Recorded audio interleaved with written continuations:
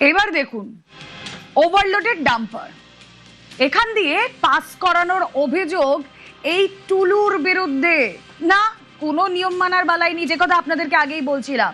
সমস্ত নিয়মকে বুড়ো আঙুল দেখিয়ে, পরিবহন আইনকে শিকে তুলে এই রাস্তা দিয়ে ওভারলোডেড ডাম্পার পাস করানোর অভিযোগ টুলু মণ্ডলের বিরুদ্ধে। খয়রাগুড়ি ওভারব্রিজ, সেই খয়রাগুড়ি ওভারব্রিজে কিভাবে ওভারলোডেড ডাম্পার পাস করানো হতো? পরিবহন আইন আছে তো নির্দিষ্ট জায়গায় নির্দিষ্ট ব্রিজে এভাবে তো ডাম্পার পাস করানো যায় না, তাও আবার এইভাবে ওভারলোডেড ব্রিজে পাথর বোঝাই ওভারলোডেড ডাম্পার পাস কেন করাতেন? প্রভাব খাটিয়ে এভাবে শতাধিক ডাম্পার পাস করানোর অভিযোগ টুলুর বিরুদ্ধে। প্রশ্নের মুখে খয়রাগুড়ি ওভারব্রিজ চেকপোস্ট।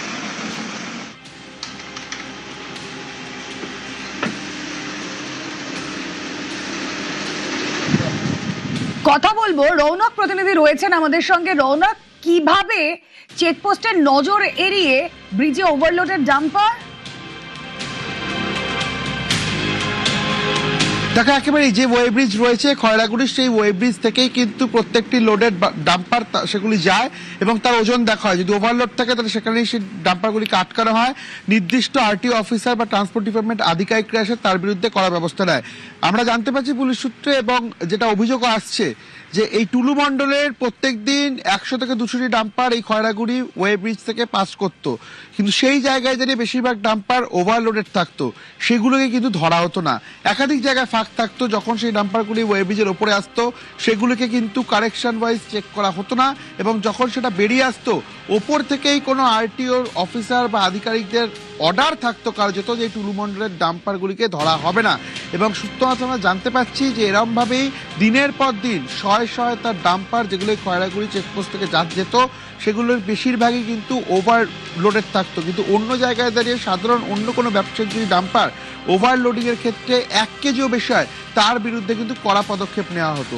তৎকালীন সরকারে, যেহেতু নিজের সরকারের একটা নেতা পর্যায়ে ছিলেন, এই বীরভূমের সিন্ডিকেট রাজ চালাতো, সেই জায়গায় দাঁড়িয়ে তৎকালীন সরকার এবং প্রশাসনের সুবিধা নিয়ে দিনের পর দিন এভাবেই কিন্তু কার্যত বেআইনিভাবে ওভারলোড করে চেকপোস্টকে বুড়ো আঙুল দেখিয়ে এই ডাম্পার তিনি পাস করাতেন। এবং তোমায় জানিয়ে রাখবো, এর পেছনে কিন্তু পরিবহন দফতরেরও বেশ কিছু গুরুত্বপূর্ণ আধিকারিক তারা এই টুলু মণ্ডলের সঙ্গে সরাসরি যুক্ত ছিলেন, এমনটাই পুলিশের কাছে তথ্য উঠে এসেছে। সেক্ষেত্রে এই পরিবহন আইনকেও যে ফাঁকি দেওয়ার একটা অভিযোগ, সেটাও সামনে আসছে। তাহলে কতটা তার প্রভাব ছিল যে দিনের পর দিন তার এই ডাম্পারগুলিকে এরমভাবে চেকপোস্টে টাকা না দিয়ে ওভারলোড করিয়ে পাস করিয়ে দিতে টুলু মণ্ডল। ওকে, গাড়ি ওনার আছে 200 মতন গাড়ি যায়। প্রত্যেকদিন কত পাস করতে? তো 200 মতন গাড়ি যায় প্রত্যেকদিন। হ্যাঁ, এখন কম যায়, অনেক দিন ধরে কমে। চেকপোস্ট চালু হওয়ার পর থেকেই কম গাড়ি যাচ্ছে। আমাদের উপর কোনো প্রেসার, আমাদের উপর কোনো প্রেসার নেই। আমাদের যা সিস্টেম আছে, ওয়েট ব্রিজ আছে, ওভারলোড হলে গাড়ি দাঁড়িয়ে যাবে। আমাদের তো অথরাইজেশন নেই আটকানো, এমবিআই সাথে থাকে, ওনারা আটকায়, ওনারাই থাকে। এই টুলু মণ্ডলে কোনো ওভারলোড করে এখানে পাস হয় না।